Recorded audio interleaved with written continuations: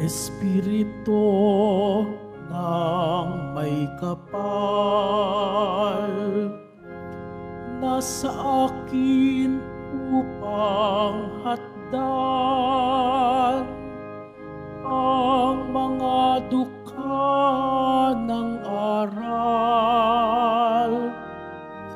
Hallelujah, Hallelujah,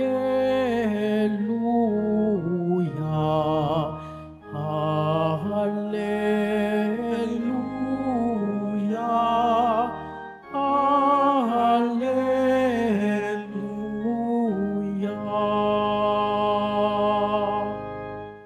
Sumainyo ang Panginoon. At sumaiyo rin. Ang mabuting balita ng Panginoon ayon kay San Lucas. Papuri sa iyo, Panginoon. Noong panahong iyon, tinanong si Juan Bautista ng mga tao, "Kung gayon, ano po ang dapat naming gawin? Kung mayroon kang 2 baro, bigyan mo ng isa ang wala. Ganyan din ang gawin ng mga may pagkain." Tugon niya. Dumating din ang mga publikano upang pabinyag at itinanong nila sa kanya, "Guro, ano po ang dapat naming gawin?" Sumagot siya, "Huwag kayong sumingil ng higit sa dapat singilin." Tinanong din siya ng mga kawal, "At kami, ano naman ang dapat naming gawin?" Huwag kayong manghihingi kanino man sa pamamagitan ng pamimilit o ng pagpaparatang ng hindi totoo. Masiyahan kayo sa inyong sahod. Sagot niya, "Naghahari sa mga tao ang pananabik sa pagdating ng Mesiyas at ang akala ng marami si Juan ang kanilang hinihintay. Kaya't sinabi ni Juan sa kanila, Binibinyagan ko kayo sa tubig, ngunit ang darating na kasunod ko, ang magbibinyag sa inyo sa Espiritu Santo at sa apoy. Siya'y makapangyarihan kaysa akin, at ni hindi ako karapat-dapat magkalag ng tali ng kaniyang paniyapak. Hawak niya ang kaniyang kalaykay upang alasin ang dayami. Titipunin niya ang trigo sa kaniyang kamalig, ngunit ang ipay susunugin sa apoy na hindi mamamatay kailanman. Marami pang bagay ang ipinangaral ni Juan sa mga tao sa kaniyang pagpapahayag ng mabuting balita. Ang mabuting balita ng Panginoon. Pinupuri ka namin, Panginoong Heso Kristo. Magsiupo muna tayo. Magandang umaga po sa inyong lahat, mga kapatid kay Kristo.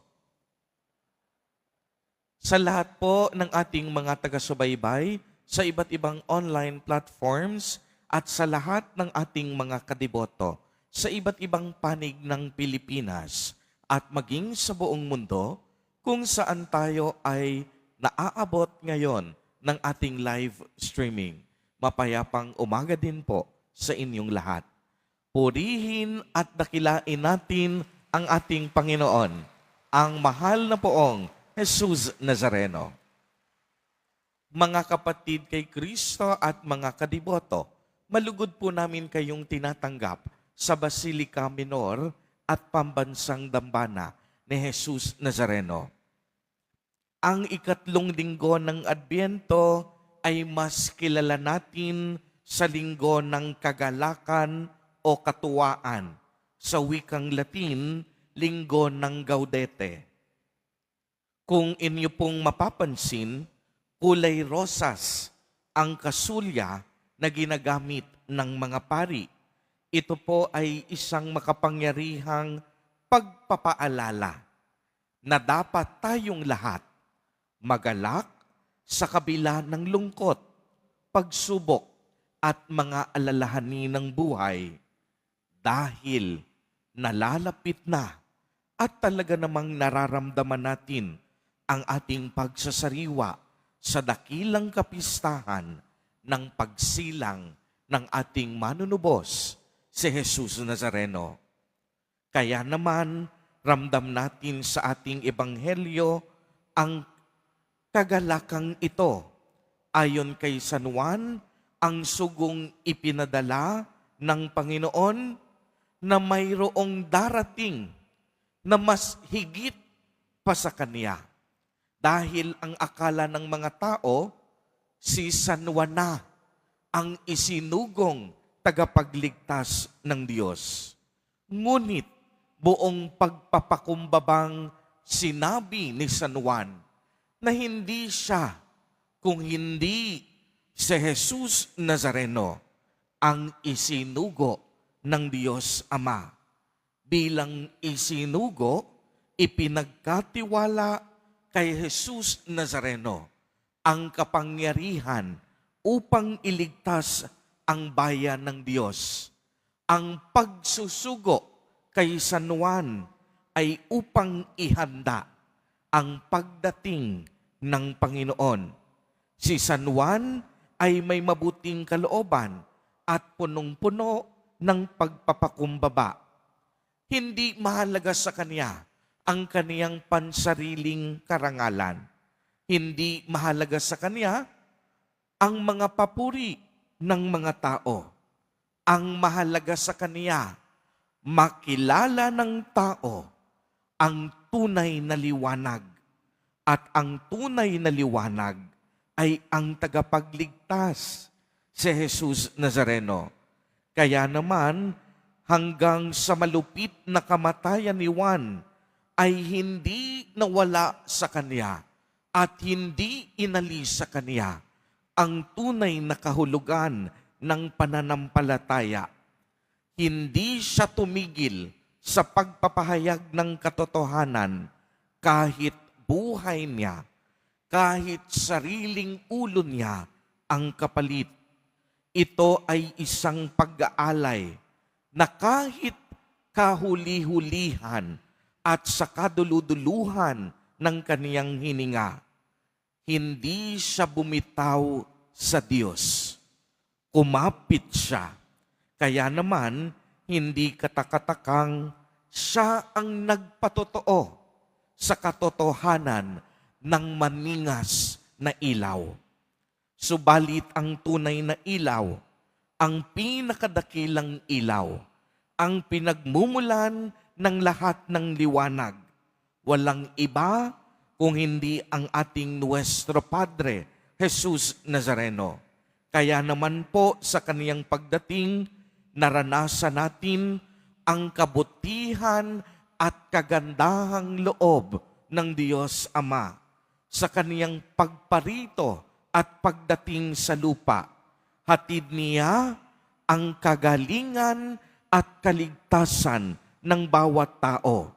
Dahil kay Jesus Nazareno, ang mga bulag nakakita, ang mga pilay nakapaglakad, gumaling ang mga ketongin, nakarinig ang mga bingi, muling nabuhay ang pangapatay, at ipinangaral sa mga dukha ang mabuting balita ng kaligtasan. Ito po ang ibig sabihin ng tunay na liwanag, ang laging naghahangad ng kabutihan ng iba, laging kumikilos ng may pagmamalasakit at pagmamahal. Kaya nga maliwanag ang pahayag sa ating unang pagbasa, ang paghirang ay dahil sa magandang balitang dala-dala para sa mga mahihirap.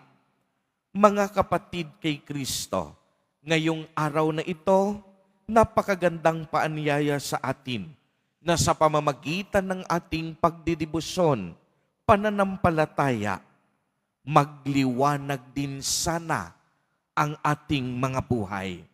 Bato-bato sa langit ang tatamaan, huwag magagalit. Madami po sa atin na imbis maging liwanag, nagiging dilim pa para sa iba. May mga pagkakataon kasi na imbis maging instrumento tayo ng kapayapaan, tayo pa minsan ang mitya ng kagulungan. Minsan, imbis na tayo ang maging daan sa kapatawaran, tayo pa ang nagmamataas at ayaw magpatawad. Imbis na magpakumbaba, ang pinaiiral pa natin ay ang ating pride. Imbis na maging masaya tayo sa tagumpay ng ating kapwa at kapatid, tayo pa mismo ang siyang pinagmumulan ng mga inggit at hinanakit. Imbis na maging mapagbigay, pinagdadamot pa natin minsan ang mayroon tayo at nagiging makasarili. Imbis na ibuhos ang pagtulong sa simbahan, yung iba nag-aalinlangan pa. Mga kapatid kay Kristo, ang tunay na diwa ng Kapaskuhan ay hindi patungkol sa ating mga sarili. Ang tunay na diwa ng Kapaskuhan ay magningning tayo sa kabutihan at pag-ibig. Gaya ng ating Nuestro Padre, Jesus Nazareno, marunong din dapat tayong magpasalamat.